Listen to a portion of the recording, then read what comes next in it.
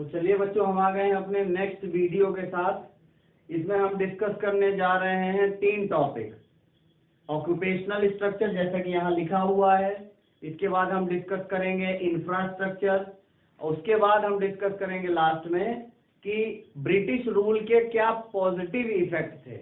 हम जानते हैं कि उनके नेगेटिव इफेक्ट बहुत ज़्यादा थे, लेकिन कुछ पॉजिटिव इफेक्ट भी थे, वो हम डिस्कस करेंगे। तो चलिए पहला हम डिस्कस करते हैं ऑक्यूपेशनल स्ट्रक्चर। ऑक्यूपेशनल स्ट्रक्चर का मतलब है कि उस टाइम, जिस टाइम हमें आज़ादी मिली थी, उस टाइम पर लोग किस चीज में ज्यादा बिजी थे। मतलब कहने का है कि किस सेक्टर में लोग ज्यादा काम कर रहे थे, कौन से सेक्टर में ज्यादा एंगेज थे इंडियन पीपल, और किन सेक्टर्स में कम एंगेज थे। तो आज आपको पता चलने वाला है। पहला देखिए क्या लिखा है यहाँ पर, occupational structure means distribution of working population across primary, secondary and territory sector of the economy. यानी कि वर्किंग पॉपुलेशन, यानी लोग जो काम करने वाले हैं, उनका जो डिस्ट्रीब्यूशन होता है कि कितने लोग प्राइमरी में हैं यानी एग्रीकल्चर से रिलेटेड, कितने लोग सेकेंडरी में हैं। सेकेंडरी का मतलब होता है जो डायरेक्टली एग्रीकल्चर से रिलेटेड ना हो लेकिन इनडायरेक्टली हो। और तीसरा होता है टेरिटरी सेक्टर, यानी कि जो फैक्ट्रियां हैं, सर्विस सेक्टर है, वो सब टेरिटरी सेक्टर में आते हैं। तो पॉपुलेशन किस तरह से बटा है, प्राइमरी में, सेकेंडरी में, टेरिटरी में, उसी को हम कहते हैं occupational structure. Large portion of the population was engaged in, जैसा कि हम जानते हैं कि उस टाइम में बहुत सारा फैक्ट्रीज नहीं थे, इंडस्ट्रीज नहीं थी, इसलिए ज्यादातर लोग एग्रीकल्चर सेक्टर पे डिपेंड रहते थे। तो वही बात यहाँ लिखी है कि large portion of the population was engaged in agriculture sector and left over portion, यानी जो बचे थे वो अदर सेक्टर्स में, यानी कि सेकेंडरी सेक्टर में और टेरिटरी सेक्टर में एंगेज थे।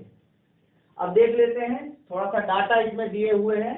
पहला एग्रीकल्चर सेक्टर में, तो एग्रीकल्चर सेक्टर में जैसा कि आप देख रहे हैं कि 70 से 75% वर्किंग पॉपुलेशन यानी लोग किसमें, एग्रीकल्चर सेक्टर में एंगेज थे।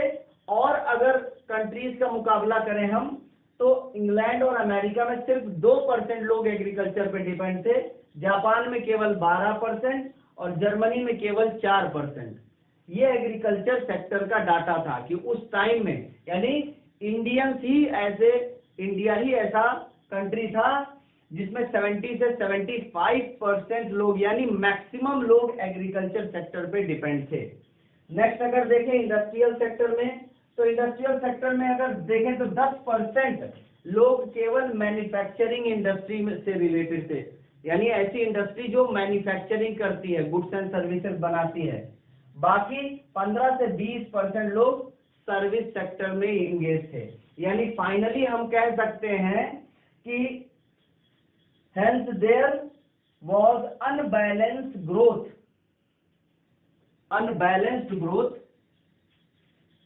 because not all sector were equally developed। सारे सेक्टर डेवलप नहीं थे।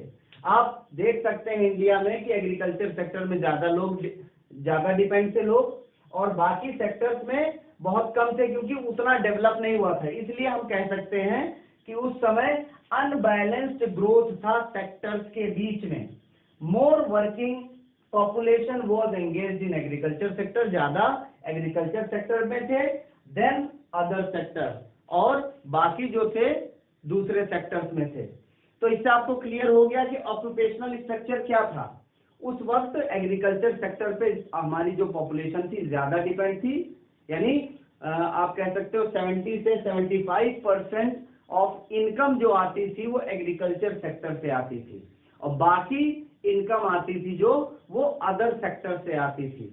तो ये हमारा उस टाइम का, यानी ब्रिटिशर्स के जाने के बाद, यानी तुरंत आजादी मिलने के बाद ऑक्यूपेशनल स्ट्रक्चर हमारा इस तरह से था।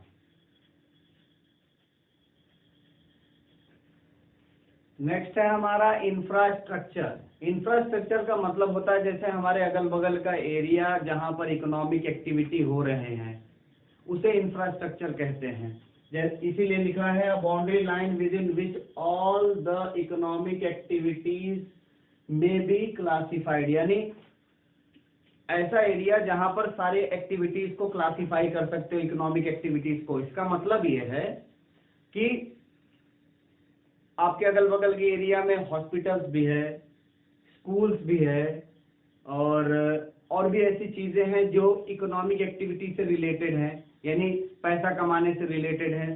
छोटे छोटे फार्म्स हैं, ये सारी चीजें इन इकोनॉमिक एक्टिविटीज में आती हैं और इन्हें कहते हैं कि ये हमारे इंफ्रास्ट्रक्चर है।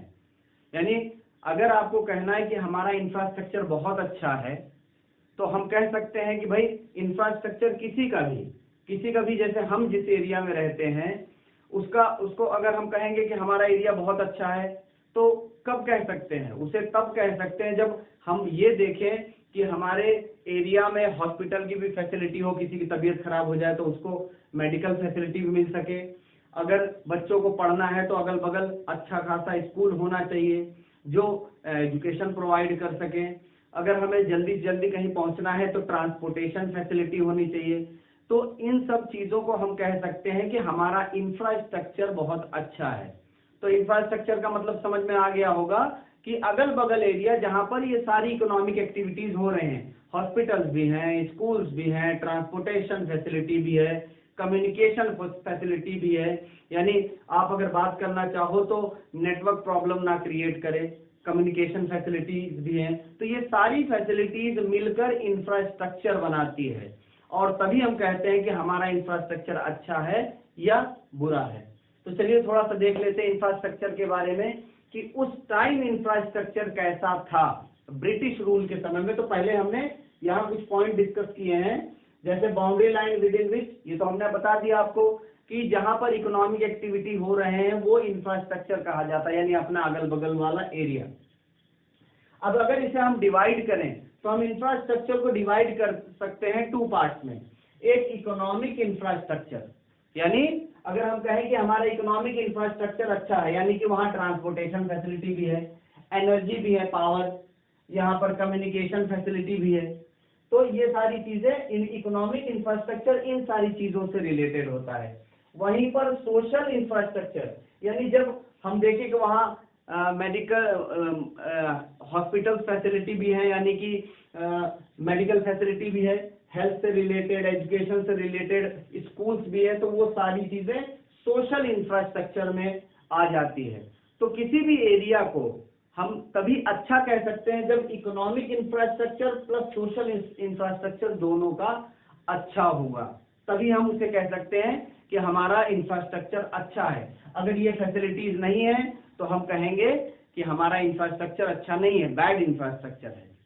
अब इसमें हम देख सकते हैं कि उस टाइम यानी ब्रिटिशर्स के समय पर इंफ्रास्ट्रक्चर कैसा था, इसीलिए हेडिंग यहाँ डलवाया है, state of India's infrastructure on the eve of independence.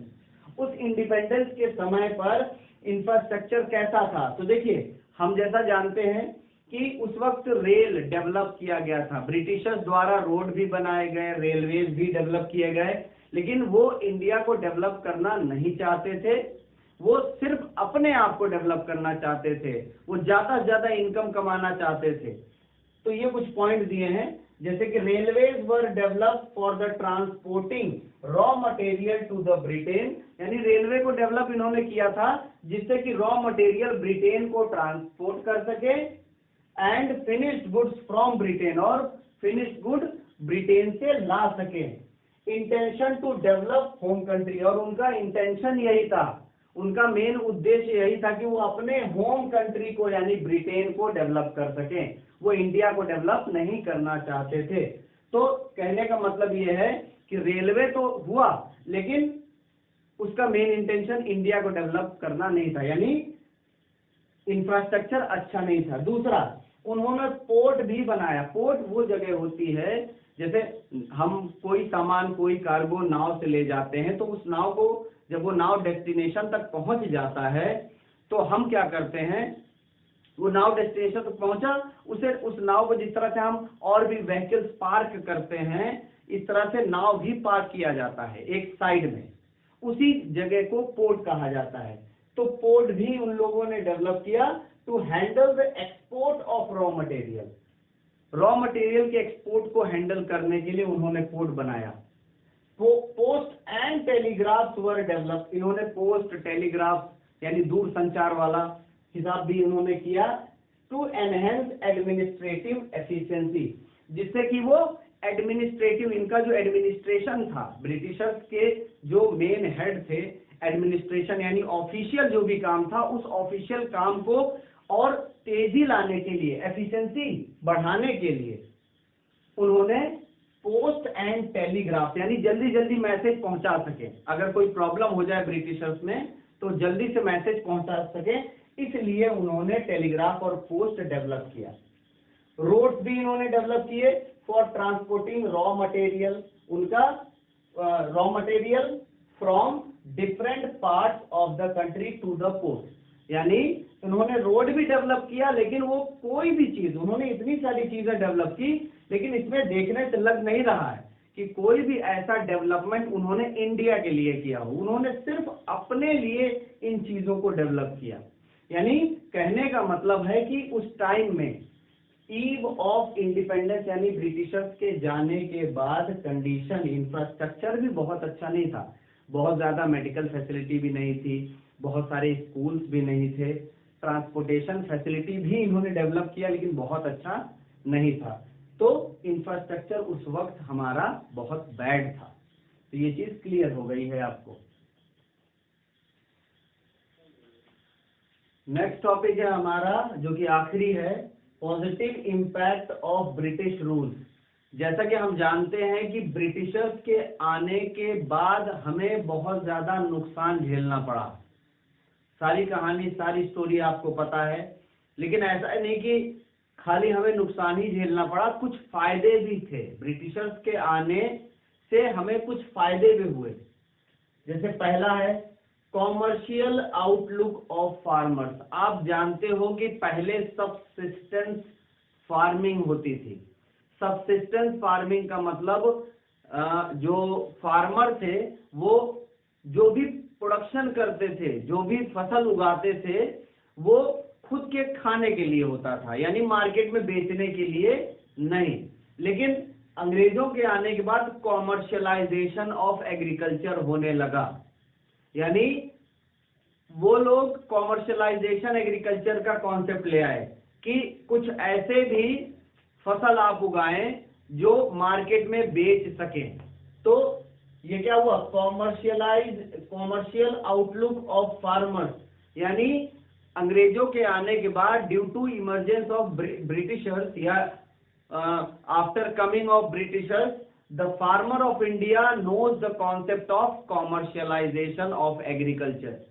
Second point है न्यू अपॉर्चुनिटीज ऑफ एम्प्लॉयमेंट।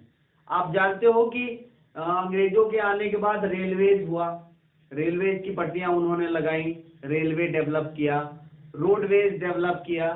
तो उसकी वजह से क्या हुआ, कई सारी अपॉर्चुनिटीज पैदा हो गई एम्प्लॉयमेंट की, यानी due to development of railways and roadways various employment opportunities came into existence. बहुत सारी, अब देखिए रेलवेज में भर्ती होती है, रोडवेज में भर्तियां हो रही हैं, ये सब क्या है, उनके ये डेवलपमेंट की वजह से रेलवे और रोडवे का कई सारी एम्प्लॉयमेंट अपॉर्चुनिटीज भी हुई। Controls of famines. Controls of famines का मतलब है सूखा। अगर आप देखिए आज के समय में ट्रांसपोर्टेशन इतना डेवलप हो गया है कि कहीं पर भी आपको फ्लड या फेमाइन की प्रॉब्लम होती है तो बड़े आसानी से आप वहां जहां पर फेमाइन की प्रॉब्लम है यानी सूखे की प्रॉब्लम है, आसानी से आप चीजों को वहां पर पहुंचा सकते हो।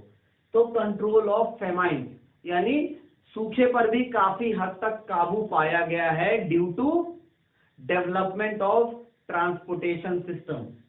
नेक्स्ट है मॉनेटरी सिस्टम ऑफ एक्सचेंज। पहले के समय में आप जानते थे बार्टर सिस्टम चलता था। बार्टर सिस्टम यानी exchange of good with the goods, वो बार्टर सिस्टम चलता था। लेकिन अंग्रेजों के आने के बाद अब हर चीज मनी डेवलप हुआ और हर चीज मनी में कन्वर्ट होने लगी, यानी हर चीज की एक वैल्यू डिसाइड हो गई मनी में। तो अब मॉनेटरी सिस्टम ऑफ एक्सचेंज होने लगा। पहले बार्टर सिस्टम का चलता था, यानी आप अगर किसी गुड्स को अगर आपको खरीदना है तो उसके बदले में आपको गुड्स देना पड़ता था, लेकिन अब मॉनेटरी सिस्टम ऑफ एक्सचेंज हो गया है, यानी कि किसी भी चीज को आप मनी से खरीद सकते हैं। मॉनेटरी सिस्टम ऑफ एक्सचेंज यानी if you want to purchase anything you can purchase it with the help of money. ये हो गया monetary system of exchange. Last है एफिशिएंट सिस्टम ऑफ एडमिनिस्ट्रेशन। ये अंग्रेजों ने सिखाया कि किस तरह से प्लानिंग की जाती है, किस तरह से चीजों को चलाया जाता है, किस तरह से लोगों को मैनेज किया जाता है। ये एडमिनिस्ट्रेशन अंग्रेजों ने हमें बहुत अच्छे से सिखाया है कि किस तरह हम लोगों को डोमिनेट करें, किस तरह हम लोगों को मैनेज करें, किस तरह जब हमें जरूरत हो तो हम पोलाइट होकर लोगों से काम करा लें।